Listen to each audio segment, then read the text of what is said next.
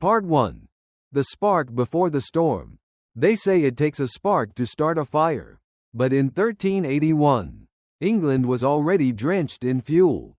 It was a time of war, of plague, of hunger, of silence, a time when the rich dined under chandeliers while the poor buried their children in unmarked graves. And it was about to explode.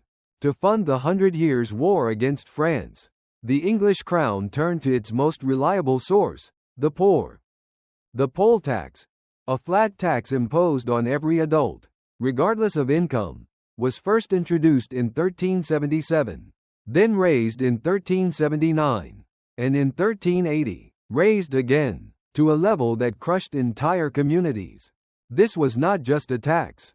It was a declaration, a crown telling its people, "Your struggle is not our concern."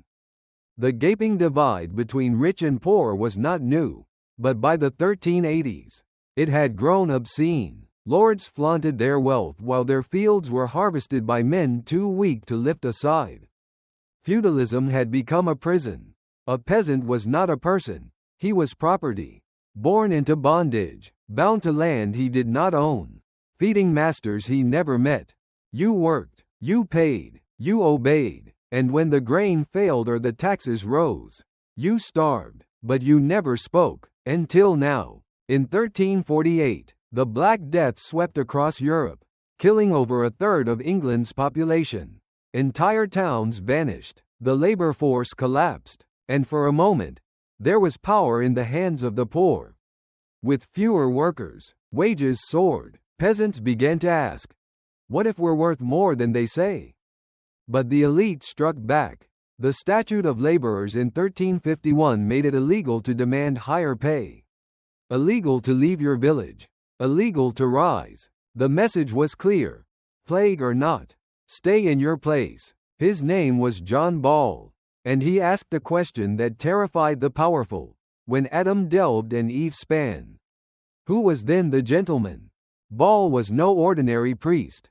He preached equality, brotherhood, divine justice. His sermons spread like wildfire, from Kent to Essex, from barn to battlefield. The lords are nothing but thieves in silk. Tear down their halls, their titles, their lies. The earth is the Lord's, and it belongs to all. Ball gave voice to the voiceless, not with sword, but with truth, not with rebellion, not yet, but with revelation. Village by village, anger grew. Men whispered of justice, women cursed the crown, even children threw stones at officials. And then came the final blow, the 1381 poll tax. Brutal, unforgiving, enforced by violence, tax collectors humiliated women, invaded homes, beat fathers in front of their sons. One woman was stripped and examined to see if she had lied about her age. The fuse was lit. The system thought it was untouchable. That fear would hold the world together. But it forgot one thing. Even the starving will rise when they have nothing left to lose. Thousands began to march. Part 2. The March on London. It began in the fields of Kent, then Essex, then spread like wildfire. A movement without armor, without nobles, without permission, only purpose. They walked in clogs and rags, wielding scythes and hammers, hunger in their bellies and fire in their eyes. And at the front, riding not a warhorse but a workhorse, was Wat Tyler. Wat was no king, no knight, just a man with calloused hands and a soldier's discipline. He had fought for England. Now, he would fight for the English. In town after town, his numbers swelled. Bakers, butchers, young boys, old men, widows. They weren't an army, they were a reckoning. They stormed Maidstone, freed prisoners from Rochester Castle, unleashed John Ball to speak again. By the time they reached Blackheath, they were no longer a mob. They were a force, 30,000 strong, maybe more, and the gates of London opened. Not by force, but from within. The people of London, fed up with royal excess and official cruelty, welcomed them in. The tide had turned. The streets pulsed with chants not of war, but of justice. Corrupt officials were seized. Tax records burned in public squares. The Archbishop of Canterbury, once untouchable, was dragged from the Tower of London and executed by his own countrymen. The city didn't fall, it surrendered. The young king, Richard II, just 14, was forced to emerge. At Mile End, he met the rebels. They did not beg, they demanded the end of serfdom, the end of unjust taxes, the end of rule by greed. And Richard agreed. With a boy's calm and a king's voice, he promised freedom, promised fairness, promised peace. But promises made under threat are not oaths. They are masks. The next day, in Smithfield, they met again. Wat Tyler stood tall, spoke clearly, asked for deeds, not words, and was struck down, killed by royal guards as the king watched. Panic, screams, blood. The crowd surged, swords drawn, a spark away from full war.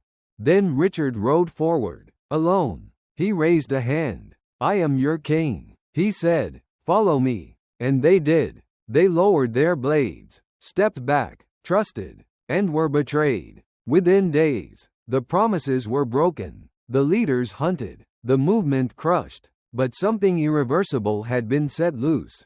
An idea that power could be challenged, that justice could rise from the mud, that even kings could be made to kneel. The revolt failed, but the silence was broken, and England would never be the same. Part 3. The Fall and the Aftermath. Wat Tyler was dead, cut down not in battle, but in parley, murdered at the very moment peace hung in the air, like morning mist before a storm. And with that one slash, the weight of England came crashing down. The rebellion, vast and righteous and terrifying, suddenly had no voice, no face, no hand raised high to lead it forward. For a moment, it teetered on the edge of vengeance. Blades were drawn. Thousands stood ready to unleash their fury upon London. And then Richard spoke, a child in a crown, staring down the fury of a nation. "I am your captain now.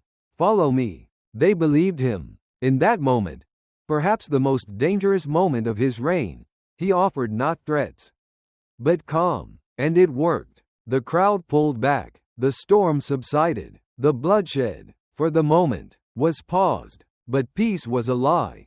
In the days that followed, the machine of the monarchy turned its gears once more. Promises made in desperation were dissolved in ink and whispers. Royal proclamations reasserted the divine right of kings. The poll tax remained. For a time, serfdom was reaffirmed, and the vengeance began. The purge was swift and merciless. Across Kent and Essex, across Suffolk and Norfolk, across the length of England, the crown struck back. Thousands were hunted, tried, executed, many without trial. Some were hanged in their village squares, left for days as warnings. Others were dragged to London and beheaded before jeering crowds. John Ball, the voice of the poor, the priest who had dared to speak of equality, was captured, tried, condemned. He met his end with the same conviction he had preached. "Nothing I said was false," he told the crowd, but perhaps it came too soon. His body was quartered, scattered across the kingdom, but his words remained. Though the revolt had failed, though its leaders were silenced, something had shifted. The poll tax, so fiercely defended by the monarchy, was quietly repealed. Too dangerous to maintain, too costly in blood. The aristocracy had won the battle, but it was a shallow victory. The peasants had glimpsed their strength, had seen the walls of privilege tremble, and though beaten, they were no longer blind. In manner after manner, lords spoke of fear, of new caution, of watching their serfs more closely. The ideas unleashed in 1381 could not be buried. Not truly. Not in London. Not in the provinces. Not even in the cathedrals. Because every child who heard the story of Wat Tyler knew that once, just once, a commoner had stood eye to eye with a king. And the king had blinked first. The Peasants' Revolt had failed, but it had changed England forever. Part 4. The lesson left in ashes. The revolt was over. The rebels were scattered, many executed, some hiding, others returned to fields they no longer saw the same way. But something irreversible had taken root.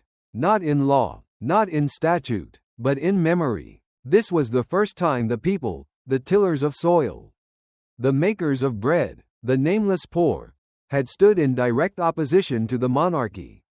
And though the crown had crushed their uprising, it could not crush the questions they left behind. What makes a king? Why must a man be born to serve?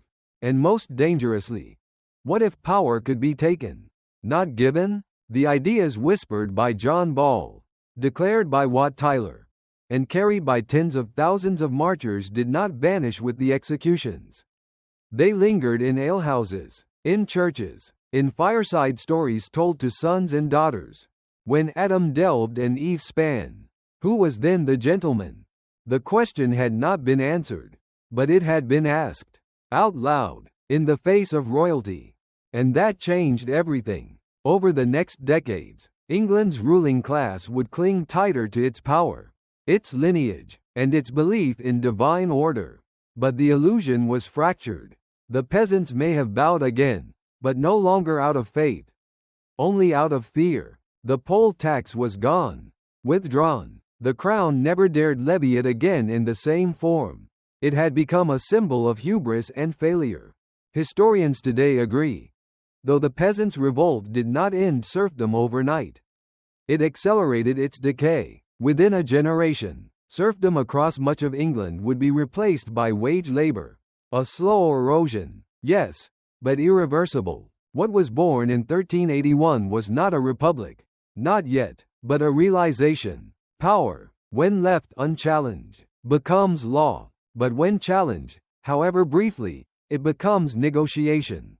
Had Wat Tyler lived, had his hand not been struck down in Smithfield, had Richard been forced to honor his word under a leader's stare rather than a crowd's roar, would England have become a republic? 4 centuries early? It is the great what if of British history. What is clear is that the monarchy was never the same. The memory of being cornered by its people never faded. It haunted royal councils, shaped the way taxes were debated, and echoed in every future revolt, from the Jack Cades to the Roundheads. 1381 became a date remembered in fear by the lords, and in pride by the people. It became legend, but more than that, it became precedent. It proved that the working class, when unified, had the strength to shake the very foundations of their world. They had faced the tower, stormed it, they had stood before the throne, and for one moment, the throne had wavered. That moment mattered. It matters still. In every movement for justice, in every demand for equality, in every whisper that says, "We are many, they are few." The peasants of 1381 spoke first.